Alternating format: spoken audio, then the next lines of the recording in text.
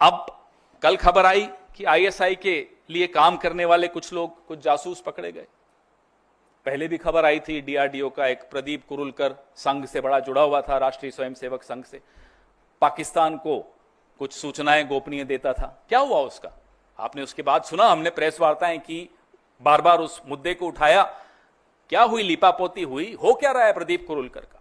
तो आप बीच में कोई खबर आती है कि भाई आईएसआई के लिए कोई ध्रुव सक्सेना काम करते हुए पकड़ा गया भारतीय जनता पार्टी का, फिर आता है प्रदीप कुरुलकर डीआरडीओ के साइंटिस्ट हैं, संघ से बड़े जुड़े हुए हैं, पूरा दूसरी तीसरी पीढ़ी संघ के साथ जुड़ी हुई है।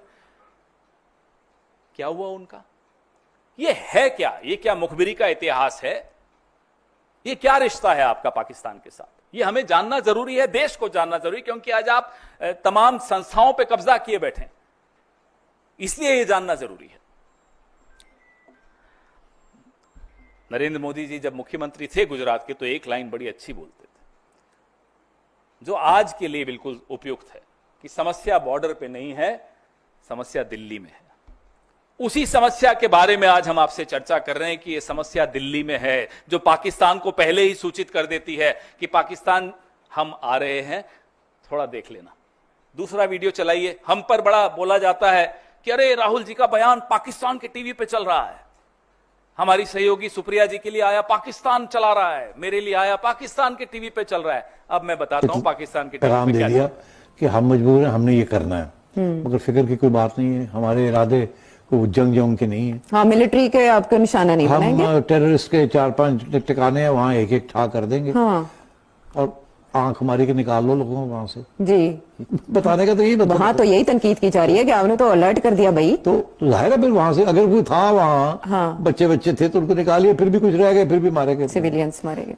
तो इनका ये कहना है कि हमने तो आपको बता दिया था कि हम आ रहे हैं और आप, तो यार अगर सजा देनी थी तो ये ऐसे करते हैं। तो इसका कि ये पहले दिन से ये फरेब थे, ये सब एक ड्रामा था। ये अवाम को गुमराह कर रहे थे, अपनी अवाम को, और हमारे साथ जंग नहीं करना चाहते थे। अच्छा। अवाम को कह रहे थे हम इंतकाम करेंगे, हम जंग करेंगे, उनको सबक सिखाएंगे। की सबक है? तुम पहले कहते हो ऐसे आ रहे हो, हट जाओ, रखते क्यों? एक ही गल हुई, यही किया ना जी।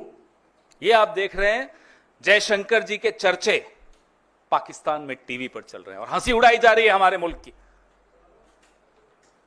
क्या बर्दाश्त करेंगे हम और आप? इस तरह से हमारे देश की 75 साल का एक बहुत, मैं कहूंगा, समृद्ध हमारी एक परंपराएं रही हैं, कन्वेंशंस रही हैं, एक रूल ऑफ लॉ है, डिप्लोमेसी है, सिद्धांतों पर हमारा देश चलता है। हम खुद कभी युद्ध नहीं करते, बिल्कुल सही बात है, हम सिर्फ रिटेलिएशन करते हैं, अपने इंटरेस्ट का प्रोटेक्शन करते हैं, हम अपने हितों की रक्षा करते हैं। और उसके बाद जयशंकर इस तरह का बयान दें जो पाकिस्तान में और पूरे देश में, पूरे विश्व में हमारी हंसी उड़ रही है। इसलिए राहुल गांधी बार बार कह रहे हैं कि आप जवाब दीजिए इस फोरवार्निंग से, ये जो आपने पहले ही पाकिस्तान को बता दिया, इससे देश को क्या नुकसान हुआ। यह हमारा लिए जानना बहुत जरूरी है। देश के कितने हवाई जहाज गिरे, देश को क्या नुकसान हुआ और कितने आतंकी बच के भाग गए, यह जानना हम सब के लिए बहुत जरूरी है।